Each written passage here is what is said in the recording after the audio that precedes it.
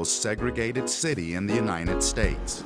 To dramatize this blatant injustice and to demand that the federal government not put a cent in this city unless it decides to face the realities of desegregation.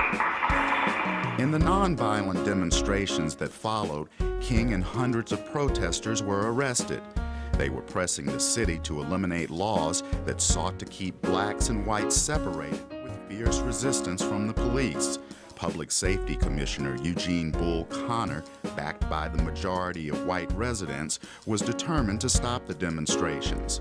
Without enough volunteers to continue the protests, King and other leaders enlisted hundreds of young school children to keep the marches going and fill the church and walk across the street to a park where they were determined to demonstrate. The second day of the student demonstrations, things turned violent.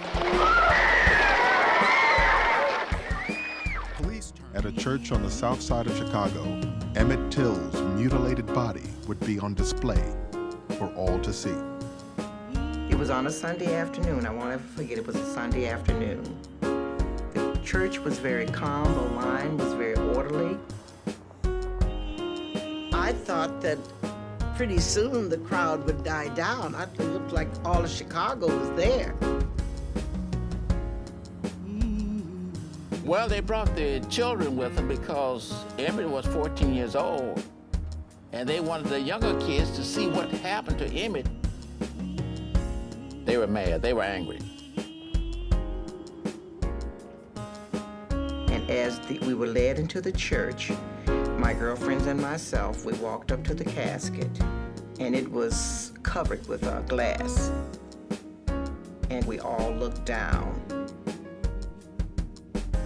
This was our friend laying, looking like a monster.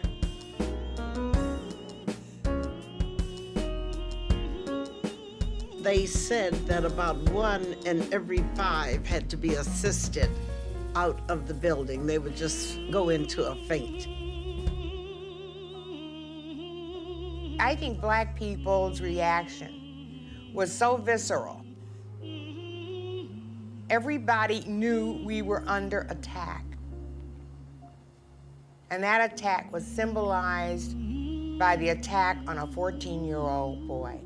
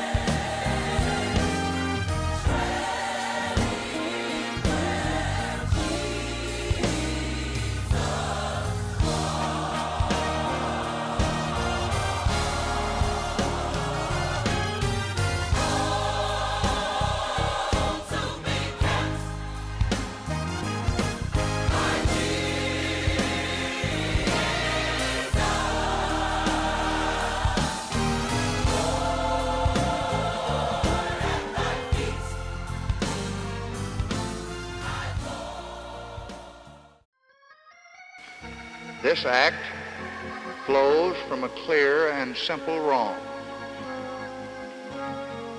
Its only purpose is to right that wrong. Millions of Americans are denied the right to vote because of their color.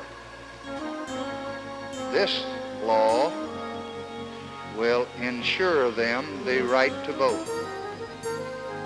The wrong is one which no American in his heart can justify. The right is one which no American true to our principles can deny. In 1957, as the leader of the majority in the United States Senate, speaking and supporting legislation to guarantee to the right of all men a right to vote, I said, this right to vote is the basic right without which all others are meaningless. It gives people as individuals, control over their own destinies. Last year, I said, until every qualified person, regardless of the color of his skin, has the right, unquestioned and unrestrained, to go in and cast his ballot in every precinct in this great land of ours, I am not going to be satisfied. Immediately after the election, I directed the Attorney General to explore as rapidly as possible the ways to ensure the right to vote. And then last March, with the outrage of Selma still fresh, I came down to this Capitol one evening and asked the Congress and the people for swift and for sweeping action to guarantee to every man and woman the right to vote. In less than 48 hours, I sent the Voting Rights Act of 1965 to the Congress. In a little more than 4 months, the Congress, with overwhelming majorities, enacted one of the most monumental laws in the entire history of American freedom.